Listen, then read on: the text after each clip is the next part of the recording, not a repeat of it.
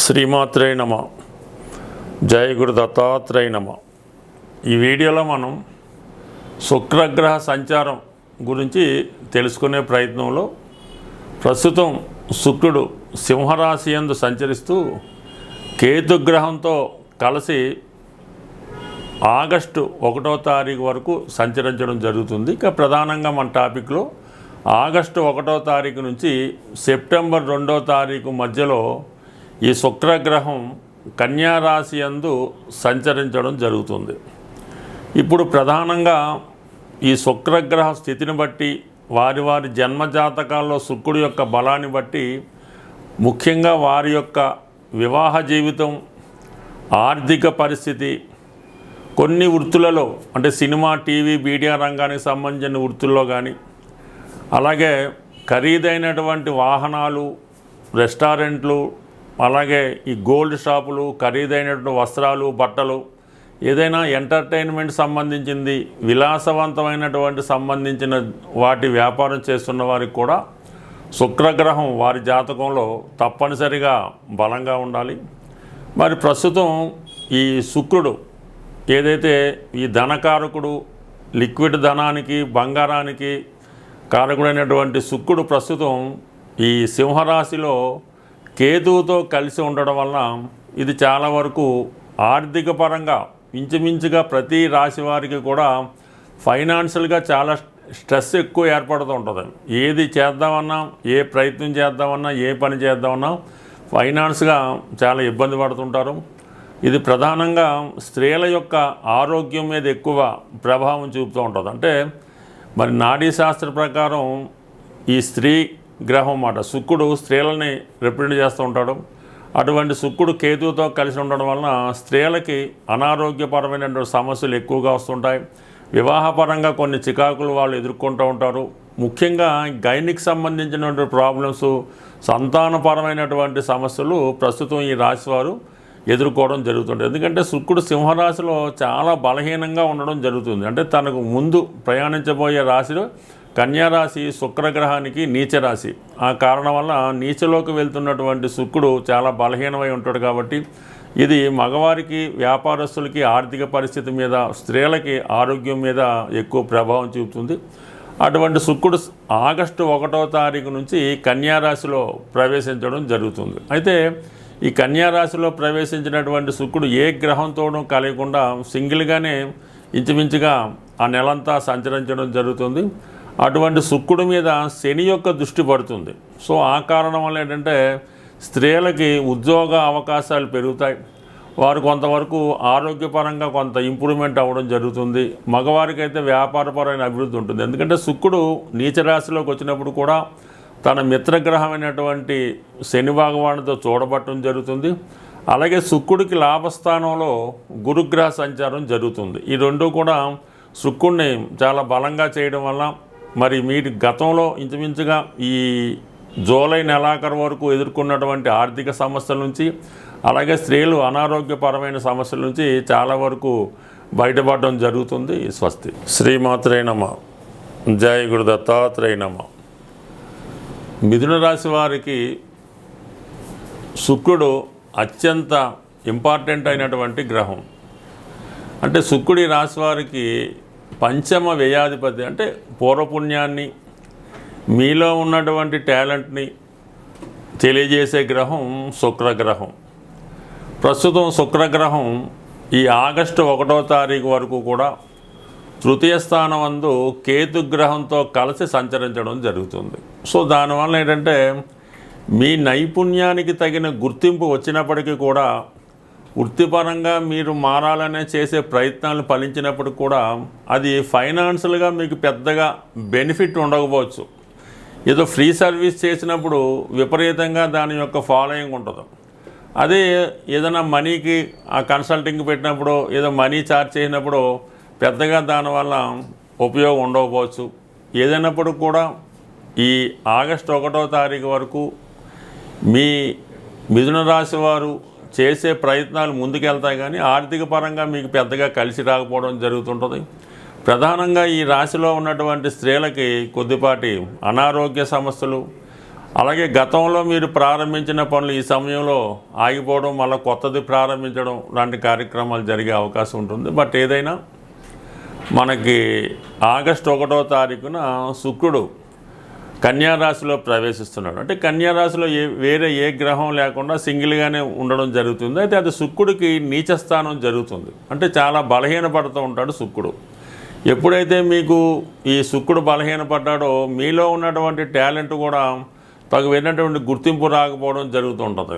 మీరు కనిపెట్టినవి, మీరు ఇంప్లిమెంట్ చేసినవి ఇతరులు ఉపయోగించుకొని మిమ్మల్ని డామినేట్ చేసే ప్రయత్నం అనేది జరుగుతుంటుంది. అంటే మీ తెలివితేటలు ఉపయోగించుకొని ఇతరులు పైకి రావడం జరుగుతూ ఉంటుంది. సో అందువల్ల ఏంటంటే ఈ సమయంలో కానీ ఎప్పుడూ కూడా ఈ కన్యా రాశి వారు, సో ఎప్పుడైనా సరే ఈ మిథున రాశి వారు మీ ఆలోచనలు, మీకు తెలిసినటువంటి కొన్ని విశేషాలు ఏమైనా ఉంటే ఇతరులతో పంచుకోవడం అన్నది అంత అనుకూలం కాదు. ఎందుకంటే మీరు ఒక విషయం వాళ్ళకి చెప్పినప్పుడు మీకన్నా ముందుగా దాన్ని అమలుపరిచి వాళ్ళు దాన్ని కనిపెట్టినట్టుగానో వాళ్ళు దాన్ని క్యాష్ చేసుకోవడం జరుగుతుంటుంది. కాబట్టి సో మీ ఆలోచనలు, ఐడియాలు ఏమైనా ఉంటే అవి మీలోనే దాచుకోవాలి తప్ప అది కేవలం మీ స్నేహితులు చెప్పినా సరే దాన్ని వాళ్ళు క్యాష్ చేసుకోవడం జరుగుతుంటుంది. ఈ సమయంలో అటువంటి నష్టం జరిగే అవకాశం ఉంది. మీరు గతంలో ఏదైనా ఒక ప్రాజెక్ట్ తయారు చేసి ఉన్నా, ఒక స్క్రిప్ట్ రాసి ఉన్నా, ఒక సినిమా కథ రాసి ఉన్నా, ఒక సాంగ్స్ రాసి ఉన్నా మీకు తెలియకుండా ఇది ఇతరులు ఉపయోగించుకోవడం జరుగుతూ ఉంటుంది. సో అందువల్ల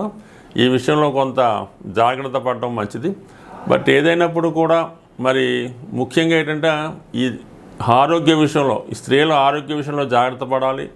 తల్లిగారితో విభేదాలు రాకుండా చూసుకోవాలి. ఎవరికైనా సరే స్త్రీలతో కూడా ఈ సమయంలో కొంత క్లాషెస్ రావడం, విభేదాలు రావడం, అపార్థాలు చేసుకోవడం జరిగే అవకాశం ఉంది. కాబట్టి బట్ ఏదైనా ఈ రాశిలో ఉన్నటువంటి మగవారు మాత్రం స్త్రీల విషయంలో చాలా జాగ్రత్తగా వ్యవహరించవలసి ఉంటుంది.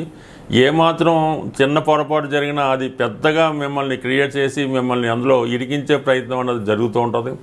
అలాగే మీరు ఏదైనా ఒక వీడియో కాల్స్ మాట్లాడినప్పుడు, ఏదన్నా ఒక మెసేజ్ చేసినప్పుడు, అలాగే కొలీగ్స్తో ఏదన్నా మాట్లాడినప్పుడు చాలా జాగ్రత్త వహించడం మంచిది. ఏదో విధంగా మిమ్మల్ని ఇబ్బంది పెట్టే ప్రయత్నంలో చాలామంది ఈ సమయంలో ప్రయత్నం చేస్తుంటారు. అంటే మీ ఎదుగుదలని చూడలేక కొంతమంది ఇబ్బంది పెడుతూ ఉంటారు. అందువల్ల చాలా వరకు మీరు కొంత ఈ సమయంలో జాగ్రత్తగా వ్యవహరించడం మంచిది. ఇక ప్రధానంగా ఏంటంటే మీకు ఈ సెప్టెంబర్ 2వ తారీఖున ప్రధానంగా ఈ శుక్రుడు 5వ స్థానమైనటువంటి స్వక్షేత్రంలోకి వెళ్ళడం జరుగుతుంది. అప్పుడు శుక్రుడు ఎప్పుడైతే స్వక్షేత్రంకి వచ్చాడో సెప్టెంబర్ 2 తర్వాత మీరు వివాహం కొరకు ఎదురు చూస్తున్న వారైతే వివాహ ప్రయత్నం కంపల్సరీగా చేసుకోవచ్చు. మీ నిర్ణయాలు చాలా పర్ఫెక్ట్గా ఉంటాయి. మీ ఆలోచనలకు తగిన గుర్తింపు రావడం జరుగుతూ ఉంటుంది. మీరు ఒక సినిమా రంగంలో ఉన్నా, టీవీ రంగంలో ఉన్నా, మీడియా రంగంలో ఉన్నా, ప్రధానంగా మీరు కొత్తగా ఏదైనా ఒక ప్రాజెక్టు ప్రారంభించాలన్నా కూడా సెప్టెంబర్ 2వ తారీఖు తర్వాత మాత్రమే ప్రారంభించడం మంచిది. ఈలోగా మీరు ఏ ప్రయత్నం చేసినా ప్రయత్నం జరుగుతుంది, కానీ దానికి ఆర్థికపరమైనటువంటి స్ట్రగుల్ చాలా వరకు ఇబ్బంది పడే అవకాశం ఉంది. అంటే ప్రధానంగా శుక్రుడు 4వ స్థానంలో ఆగస్టు 1 నుంచి సెప్టెంబర్ 2 వరకు నీచపడినప్పుడు కూడా మిత్రుడైనటువంటి శని భగవానుడు చూడటం వల్ల కొంతవరకు లాభపడుతుంది. అలాగే ఏంటంటే 11వ స్థానంలో గురుగ్రహం వల్ల కూడా కొంత లాభపడినప్పటికీ కూడా ఈ ప్రయోజనాలు మరింత గొప్పగా రావాలంటే మాత్రం మీరు అప్పటి వరకు ప్రాజెక్ట్ వర్క్ లాగా లోన్ వరకు పేపర్ వర్క్ చేసుకోవాలి తప్ప సెప్టెంబర్ 2 తర్వాత మాత్రమే దీన్ని అమలు చేయడం వల్ల అటు అందరికీ కూడా ఉన్నత విద్య కొరకు విదేశం వెళ్తున్న వాళ్ళకి, కొత్తగా ఏదైనా ప్రాజెక్టు ప్రారంభించాలనుకున్న వాళ్ళకి, లేదంటే ఏదైనా ఈ మీడియా సినిమా రంగంలో మీరు ఏదైనా కొత్తగా స్టార్ట్ చేయాలన్నా కూడా సెప్టెంబర్ 2 వరకు మీరు వెయిట్ చేయండి. దాని తర్వాత 100% మీ యొక్క ప్రయత్నానికి తగిన గుర్తింపు రావడం జరుగుతుంది. స్వస్తి. శ్రీమాత్రే నమః. పరిహారాలు మనం ప్రతి గ్రహానికి కూడా తగు విధమైనటువంటి పరిహారం అన్నది శాస్త్రంలో చెప్పబడడం జరిగింది. ఏదైనా ఒక రాశి వారికి అనుకూలమైనటువంటి గ్రహాలు అంటే కొందరికి మిత్రులు అవుతుంటారు, కొందరికి శత్రులు అవుతుంటారు. శత్రుగ్రహాలకి ఎప్పుడూ కూడా మనం ఈ డొనేషన్ ద్వారా, అంటే దానం ద్వారా దాన్ని రెక్టిఫై చేసుకోవచ్చు. ప్రధానంగా ఈ శుక్రుడు జాతకంలో బలహీనంగా ఉంటే చాలా ఇబ్బందులు పెడుతూ ఉంటాడు. స్త్రీల వల్ల, రోగాల వల్ల ఆర్థిక పరంగా ఇబ్బంది ఉంటుంది. శుక్రుడిని ప్రసన్నం చేసుకోవాలంటే ప్రధానంగా శుక్రవారం రోజు నియమంగా ఉండవలసి ఉంటుంది. అంటే చక్కగా తలస్నానం చేసి శుభ్రమైన వస్త్రాలు ధరించి ఆ రోజు ఏ విధంగా కూడా ధనాన్ని ఖర్చు పెట్టకూడదు. అంటే మన ఇంటి నుంచి ధనం బయటికి వెళ్ళకూడదు, బంగారాన్ని బయటికి పంపకూడదు. అలాగే స్త్రీలు ఎవరైనా ఉంటే వాళ్ళు పుట్టింటికి పంపడం కానీ అత్తోరింటికి, అంటే మొత్తం మీద మన స్త్రీలు అంటే మన కుటుంబ సభ్యుల్ని ఇతరుల ఇళ్ళకి అది పంపించడం శుక్రవారం చేయకూడదు. అంటే అది పని మీద అవచ్చు, చుట్టాల నుంచి కావచ్చు. ఈ విధంగా ధనాన్ని బయటికి పంపకుండా జాగ్రత్త పడవలసి ఉంటుంది. శుక్రవారం రోజు అమ్మవారి ఆలయంలో, లక్ష్మీ అమ్మవారి ఆలయంలో తామర పువ్వులు అంటారు, అంటే కలవ పువ్వులు అని కూడా అంటారు. వాటితో ఒక హారంగా తయారు చేసి అమ్మవారికి పెద్ద విగ్రహం అయితే ఈ కలవ పువ్వులతో అర్పించడం. వీలైతే ఆ రోజు అంటే లక్ష్మీ గణపతి హోమం చేసుకుంటూ అందులో ఈ కలవ పువ్వుల్ని ఉపయోగించి హోమం చేయడం వల్ల, అంటే ప్రతి శుక్రవారం ఈ విధంగా అక్కర్లేదు.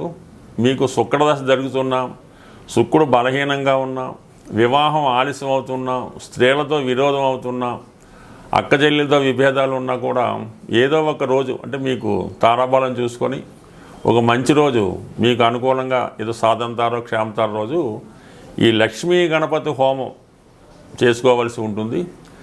దొరికితే 108 తామర పూలు లేదా కలవ పూలు, లేని పక్షంలో తామర గింజలు, ఇప్పుడు అవి అన్ని పూజా స్టోర్లో తామర గింజలు దొరుకుతున్నాయి. 108 తామర గింజలు హోమంలో సమర్పించడం, ఈ చేయడం వల్ల అనుకూలత ఏర్పడుతుంది. అలాగే శుక్రవారం రోజు ఆంజనేయ స్వామి వారి ఆలయంలో 6 గులాబీ పూలు, చాలా ఫ్రెష్గా తాజాగా ఉన్నటువంటి 6 గులాబీ పూలు శుక్రవారం ఈవినింగ్ సంధ్యా సమయంలో హనుమాన్ ఆలయంలో సమర్పించి 6 ప్రదక్షిణలు చేసి ఏదైనా ఒక స్వీటు, జాంగిరీ కానీ జిలాబీ కానీ అక్కడ ఉన్నటువంటి భక్తులకి పంచిపెట్టడం వల్ల శుక్రగ్రహ అనుగ్రహం కలుగుతుంది. ఇక ప్రధానంగా వెరీ సింపుల్ రెమెడీ ఏంటంటే, చిన్నపిల్లలు అంటే 8వ సంవత్సరం లోపు ఉన్న పిల్లలు, చిన్నపిల్లలు ఎవరైతే ఇంకా పూర్తిగా ఊహ రాకుండా ఉన్నటువంటి అమ్మాయిలు, ఆడపిల్లలకి మీ చుట్టుపక్కల పిల్లలన్నా మీ కుటుంబ సభ్యుల్లో పిల్లలైనా వాళ్ళకి ఈ శుక్రవారం రోజు వీలైతే వారంతో నిమిత్తం లేదు, వాళ్ళకి ఇష్టమైనటువంటి స్వీట్స్ వాళ్ళకి పంచిపెట్టడం వల్ల కంప్లీట్గా మీకు మంచి శుక్రగ్రహం పెరుగుతుంది. అలాగే ఏదన్నా పెళ్ళిళ్ళు జరుగుతున్నప్పుడు, అమ్మాయిలకు కానీ అబ్బాయిలు కానీ పెళ్ళి జరుగుతున్నప్పుడు ఆ పెళ్ళిలో ఈ పెరుగు ఒక 5 లీటర్లో 6 లీటర్లో పెరుగు డొనేట్ చేయడం వల్ల కానీ, లేదంటే ఏదన్నా బీదవారు ఎవరన్నా ఉంటే వాళ్ళ పెళ్ళి జరుగుతున్నప్పుడు ఆ అమ్మాయికి ఒక పట్టు చీర, ఈ మాంగళ్యం, ఇటువంటి సౌభాగ్య వస్తువులు, ఈ పెళ్ళికి ఉపయోగించే వస్తువులు డొనేట్ చేయడం వల్ల మీకు ఇటువంటి శుక్రుడి యొక్క దోష పరిహారం అవుతుంది. అందువలన ఏంటంటే ఈ శుక్ర పరిహారం చాలా ఈజీ, ఏం వేరేది వెరీ సింపుల్.